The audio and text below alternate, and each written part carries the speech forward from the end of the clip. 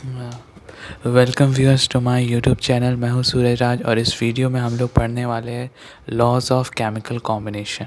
तो laws of chemical combination हमें यही बताता है कि कैसे अलग अलग तरह के एलिमेंट्स जो है वो आपस में कंबाइन करके किसी एक कंपाउंड का फॉर्मेशन करते हैं।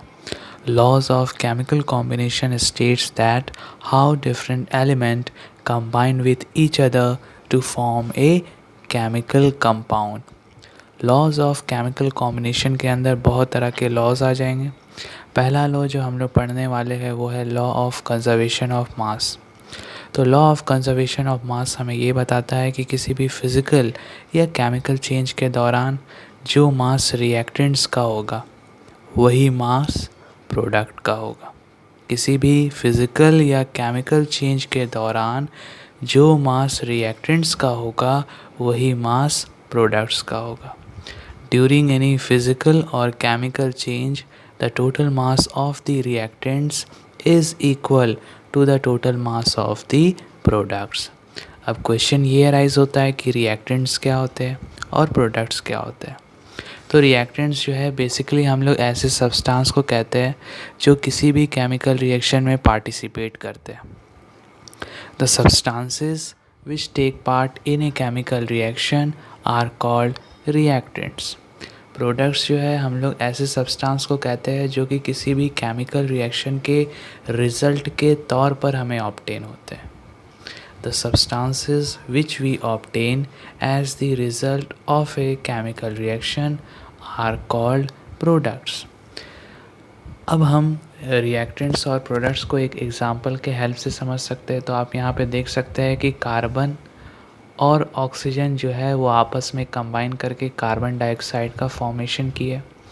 इस केमिकल रिएक्शन में हमारा कार्बन और ऑक्सीजन जो है वो रिएक्टेंट्स हो गया और कार्बन डाइऑक्साइड जो है वो हमारा प्रोडक्ट हो गया। अब हम रिएक्टेंट्स का टोटल मास कैलकुलेट करेंगे। तो रिएक्टेंट्स हमारा हो गया C+O2। कार्बन का एटॉमिक मास होता है 12 प्लस ऑक्सीजन का एटॉमिक मास होता है 16। ऑक्सीजन की एटमोसिटी आप देख सकते हैं 2, तो 16 इंटू 2 यानी कि 32। तो 12 प्लस 32 कितना हो गया 44 ग्राम। ये हो गया रिएक्टेंट्स का टोटल मास। प्रोडक्ट का टोटल मास, तो प्रोडक्ट यहाँ पे है कार्बन डाइऑक्साइड।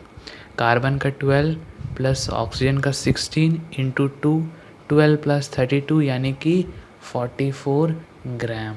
ये आ गया आपका प्रोडक्ट का मास। यानी कि इस केमिकल रिएक्शन में जो मास रिएक्टेंट्स का है वही मास प्रोडक्ट्स का है। यानी कि ये केमिकल रिएक्शन जो है वो लॉ ऑफ कंजर्वेशन ऑफ मास को फॉलो कर रहा है। तो लॉ ऑफ कंजर्वेशन ऑफ मास को हम लोग law of indestructibility of matter भी कहते हैं। लॉ ऑफ कंजर्वेशन ऑफ मास को हम लोग law of indestructibility of matter भी कहते हैं। क्यों? क्योंकि मैटर को ना ही हम लोग क्रिएट कर सकते हैं ना ही हम लोग डिस्ट्रॉय कर सकते हैं। Law of conservation of mass is also known as law of indestructibility of matter because matter can neither be created nor destroyed. अब second law of chemical combination का जो टाइप है वो है लॉ ऑफ कांस्टेंट प्रोपोर्शन या फिर law of definite proportion. तो law of constant proportion हमको ये बताता है कि किसी भी केमिकल कंपाउंड में सेम एलिमेंट्स कंबाइन करते हैं फिक्स प्रोपोर्शन बाय मास के तहत। किसी भी केमिकल कंपाउंड में सेम एलिमेंट्स कंबाइन करते हैं फिक्स प्रोपोर्शन बाय मास के तहत। जैसे कि एक केमिकल कंपाउंड ले लेते हैं जैसे कि वाटर। वाटर जो है हमें अलग अलग सोर्सेज से ऑब्टेन होता है, जैसे कि रिवर हो गया, पॉन्ड हो गया, टैप वाटर हो गया। ये हो गया वाटर का अलग अलग सोर्स। वाटर का जो केमिकल फार्मूला है वो हमेशा होता है H2O। H2O यानी कि वाटर जो है उसमें हाइड्रोजन और ऑक्सीजन जो है वो हमेशा कंटेन रहेगा। वाटर कहीं से भी ऑब्टेन किया जा सके। यहाँ पर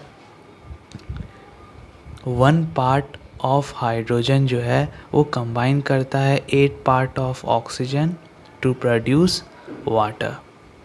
उसी तरह कार्बन डाइऑक्साइड हो गया।